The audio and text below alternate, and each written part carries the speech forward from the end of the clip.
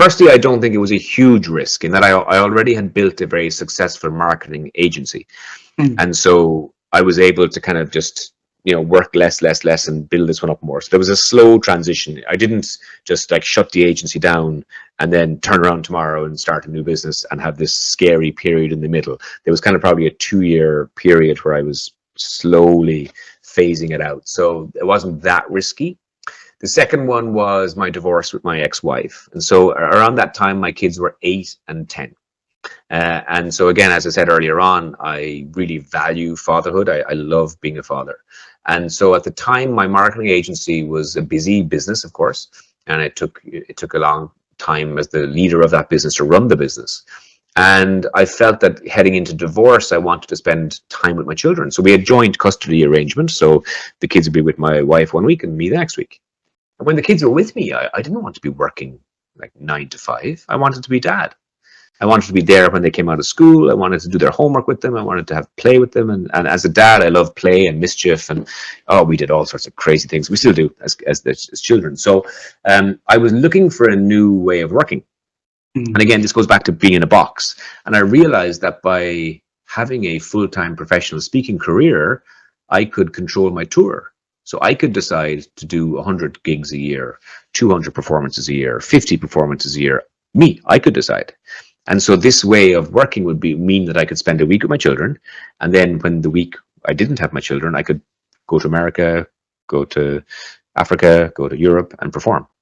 And so it was a beautiful way of kind of designing my life to give me the values that I wanted to achieve. So one of them was present parenting, be there for my children. And the other one was be that performer. And I could do both of these things in this job. So really it was a very easy decision. So it wasn't going to be about the money I was going to earn or the lifestyle. It was about, this is a way where I can be fully present as a parent and don't have to worry about work during the week. So when I'm dad, I'm just dad. I check a few emails. They go to school, of course, I can do some work, but I will be there when they leave school or come home. I'll be here. And so, and now they're 16 and 17, of course, they don't need me as much anymore. I barely see them sometimes. And they come with me now. Sometimes when I travel, they come to an event maybe and they watch dad perform. But for me, it was a decision around semi-retirement also, because I watched another TED talk years ago about retirement. I can't remember the guy who did it. A very, very famous talk. The idea of retirement is a really strange one, because you work for 40 years and you save a little bit of money all the time. Then you retire at 65, 70, when your body is tired, your mind is tired. You have this money now, but do you have the energy to travel and to live your passions and dreams? Probably not. You probably have a little bit less. And so I thought, well, wouldn't it be a better idea to retire during your work life?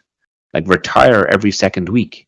So work a week and then retire the next week and don't work. And then work a week and don't work, and do it that way. And so I'm happy to work until I'm 80, but I would rather take these big breaks all the time. And so when my kids are with me, I don't work, and so I'm retired. And so I live my passions, my hobbies, take space, see my friends. And so, and also the way the speaker circuit works now, of course, not that many business conferences take place in July or August. So I'm always off for the summer. Same in December. It's kind of quite quiet around Christmas.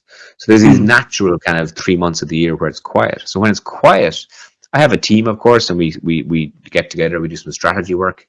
But yeah, I'll fly all the team and we'll go to Spain for 2 weeks, or we'll go on holidays for 2 weeks. We take time, and again, going back to my opening remark, rest and time is really important. So I suppose my decision to start this keynote business wasn't driven by ego. Look at me, I'm on stage.